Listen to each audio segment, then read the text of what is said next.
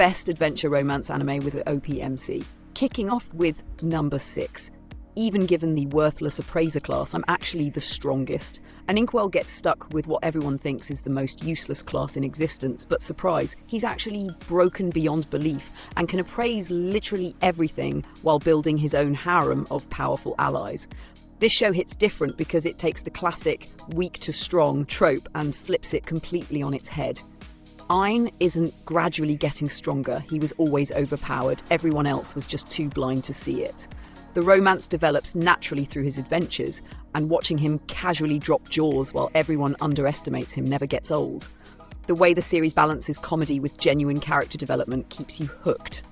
And the romantic tension with multiple heroines creates this really engaging dynamic where you're genuinely invested in who he ends up with. Sliding to number 5, Cat 2025. The Kisugi sisters run a cafe by day and pull off impossible heists by night, stealing back their father's artwork while playing elaborate cat and mouse games with the police detective, who's fallen for one of them. Okay, can we talk about how this reboot absolutely delivers? The 2025 version takes everything that made the original iconic and cranks up the production value to 11. The animation during the heist sequences is absolutely gorgeous, and romantic subplot between Rui and Detective Utsumi has this perfect tension that keeps you on edge every episode. What really sells this series is how the sisters are genuinely overpowered in their own right. Their planning, coordination, and execution skills are so refined that they make impossible missions look like child's play. Plus, the vintage aesthetic mixed with modern animation techniques creates this unique visual style that's both nostalgic and fresh. Landing on number 4, Kekkon Yubiwa Monogatari second season.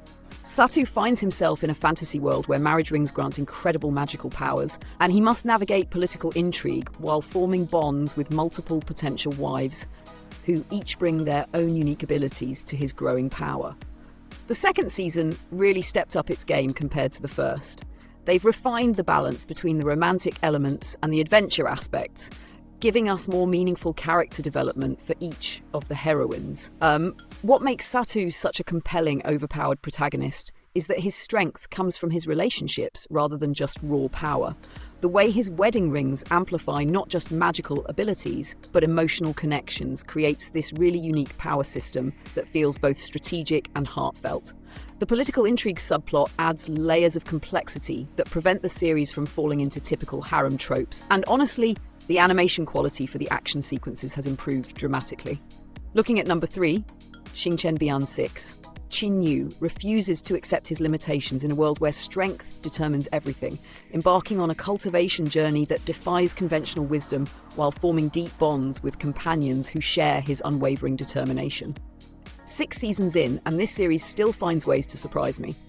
The Chinese animation industry has really evolved, and Xingchen Bian showcases some of the most impressive fight choreography I've seen in recent years. Qin Yu's journey from underdog to someone who can literally reshape reality never feels rushed or unearned. The romance develops organically alongside his power growth, and the way relationships influence his cultivation path adds emotional weight to every power-up moment. What sets this apart from other cultivation anime is how the supporting characters remain relevant even as Qin Yu becomes increasingly overpowered. The world building continues to expand in meaningful ways, and the romantic relationships feel genuine rather than just plot devices.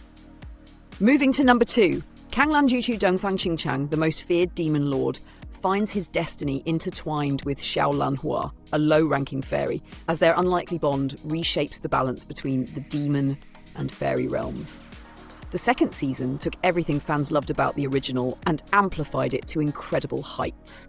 The chemistry between Dongfang Qingchang and Xiao Lanhua is absolutely electric, and watching this ancient, incredibly powerful demon lord slowly develop feelings while trying to maintain his fearsome reputation creates some of the most entertaining romantic comedy moments in anime. The action sequences are breathtaking, with each battle showcasing just how ridiculously overpowered our main character truly is. What really makes this series special is how it subverts expectations. You expect a typical cold demon lord meets innocent fairy story, but instead get this complex narrative about healing, growth, and finding strength through vulnerability. The world building is phenomenal, and the supporting cast actually contributes meaningfully to both the romance and adventure elements. And claiming number 1, Yao Shenji Nai Nearly returns to his youth with knowledge of the future, determined to change fate and protect those he loves, while wielding powers that grow exponentially as he rewrites destiny itself. 9 seasons of pure excellence, and somehow they keep raising the bar.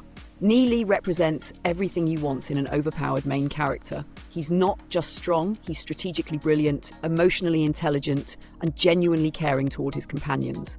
The time travel element creates this fascinating dynamic where he knows exactly what's coming, but still has to navigate complex relationships and political situations carefully.